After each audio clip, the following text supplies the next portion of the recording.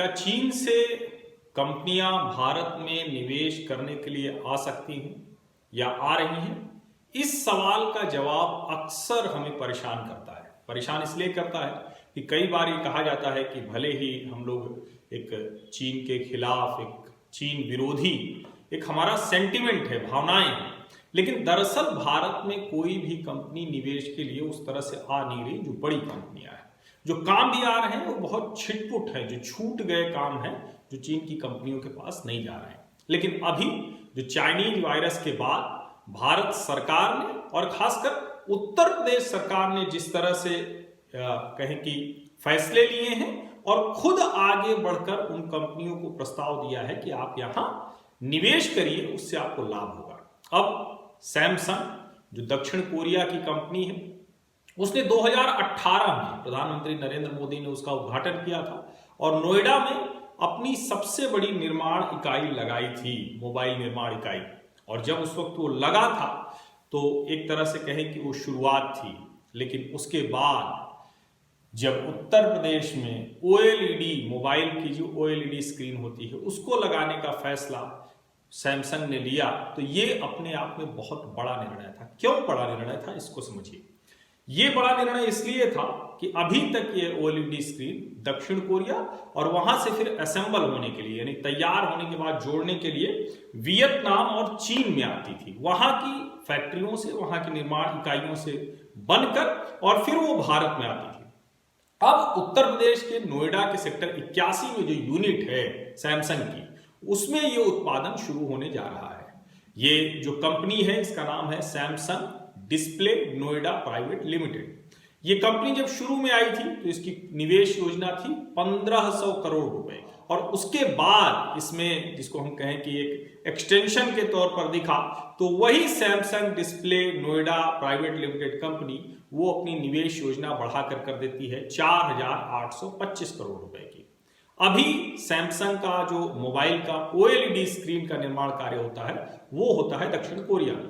दक्षिण कोरिया से उसको चीन और वियतनाम के प्लांट में लाकर जोड़कर तैयार किया जाता है, फिर दुनिया भर में सैमसंग के मोबाइल में वो इस्तेमाल होता है। अब एक आंकड़ा आपको समझना जरूरी है। पिछले वित्तीय वर्ष में जो सैमसंग है वो उत्तर प्रदेश का सबसे बड़ा निर्यातक है। ये सब क्यों हो पा रहा है? क्योंकि उत्तर प्रदेश सरकार की जो यूपी इलेक्ट्रॉनिक्स मैन्युफैक्चरिंग पॉलिसी 2017 है, उसके तहत कारोबारियों को, निवेश करने वालों को कई तरह की छूट दी जा रही है। सैमसंग को भी इस तरह की छूट दी गई है। जो लैंड यूज है, जो उसका स्थानांतरण है, जो जमीन के स्थानांतरण पर स्टैंप ड्यूटी लगने वाली थी, उससे छूट दे दी है। इसके अलावा भी कई और छूट वो उत्तर प्रदेश सरकार ने दी है। जो scheme for promotion of manufacturing electronics, SPECS, इसके तहत भी उनको छूट दी गई है। और इस सब छूट से जो करीब 600 करोड़ की छूट हो जाती है अलग अलग तरह से। लेकिन इन रियायतों की वजह से जो 100 करोड़ की निवेश परियोजना थी, वो अब करीब 5000 करोड़ की निवेश परियोजना हो गई है। अप्रैल 2021 से Samsung display Noida private limited ये कंपनी जो है वो मोबाइल ओएलईडी स्क्रीन का निर्माण कार्य नोएडा की इस इकाई में शुरू कर देगी।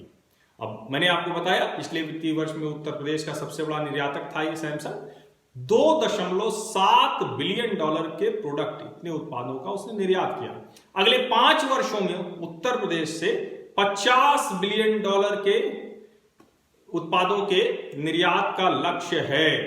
और ये इसको इसलिए भी समझिए कि चीन से पहली बड़ी निर्माण इकाई भारत आ रही है। ये बेहद महत्वपूर्ण है क्योंकि ये देश के सबसे बड़े राज्य में चीन से, दुनिया का जो मैन्युफैक्चरिंग हब है, वहां से अगर ये कंपनी आ रही है तो इसके मायने बहुत ज्यादा हैं। और चूंकि जो अगर सैमसंग के लिहाज से कहें तो ये उनकी भारत में पहली और दुनिया में तीसरी बड़ी निर्माण इकाई है। इसको इस तरह से देखना चाहिए। और ये निवेश भारत में, खास करके उत्तर प्रदेश में, उस प्रश्न का जवाब देता है जिसको हम लोग बार बार अक्सर कहते हैं कि क्या चीन से कंपनियां भारत आ रही क्या? तो इसका जवाब है हाँ, और बहुत बड़ी बड़ी कंपनियां आ रही हैं। यहां एक बात और समझने की है कि दक्षिण कोरिया का लोकतंत्र वो पहला अवसर मिलते ही भारत जैसे लोकतंत्र में काम करना चाहेगा। बहुत बहुत धन्यवाद।